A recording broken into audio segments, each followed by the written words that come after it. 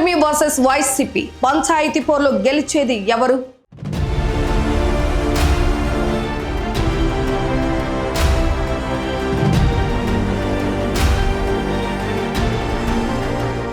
Assembly ఎన్నికల tsunami ముగిసింది.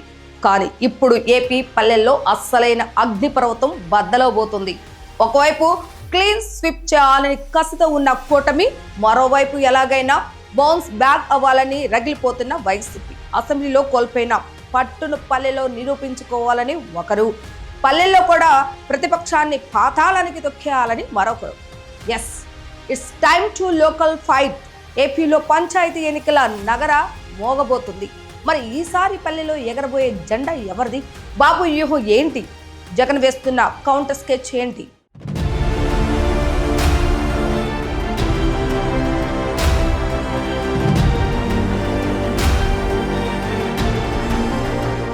మరో నెల 2 నెలల్లో ఏపీలో స్థానిక సంస్థల ఎన్నికలు జరగబోతున్నాయి.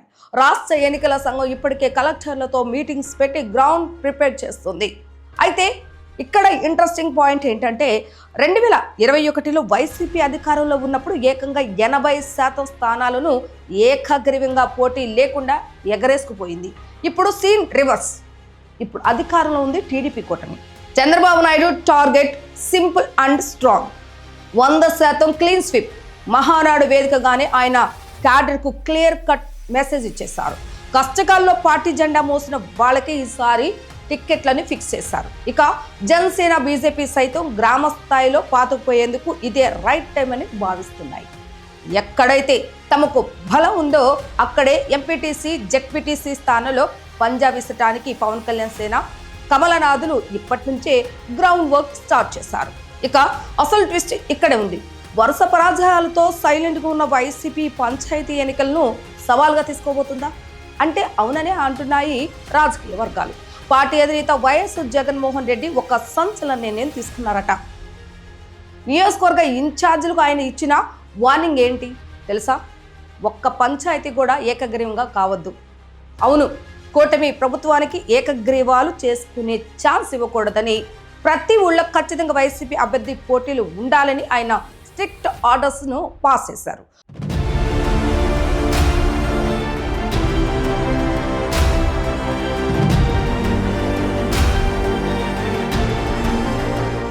ఒకవేళ ఏకగ్రీవం జరిగితే అది స్థానిక ఎమ్మెల్యే లేదా ఇన్ఛార్జ్ ఫెయిల్యూర్గానే పరిగణిస్తానని తేల్చి చెప్పేశారు.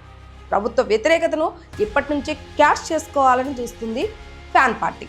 తగ్గేదే లేదు అని జగన్ ఇచ్చిన ఈ ఇండికేషన్తో ఏపీ పాలిటిక్స్ ఒక్కసారిగా హీట్ ఎక్కాయి. ఇది మామూలు వార్ కాదు.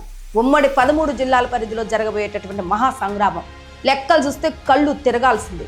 13,326 గ్రామ పంచాయతీలు, 660 జడ్పీటీసీ స్థానాలు, 10,047 పైకి ఎంపీటీసీ స్థానాలు, 13 కార్పొరేషన్లు, 920 వార్డులు, 75 మున్సిపాలిటీలు, ఇన్ని వేల స్థానాలకు 2 విడతల్లో ఎలక్షన్స్ జరగబోతున్నాయి. పల్లెల్లో ఎవరి బలం ఎంత, ఏ ఇల్లు ఎవరి వైపు ఉంది, ఏ వీధులు ఎవరి సత్తా ఏంటి అనేది ఈ ఎన్నికలతో తేలిపోనుంది.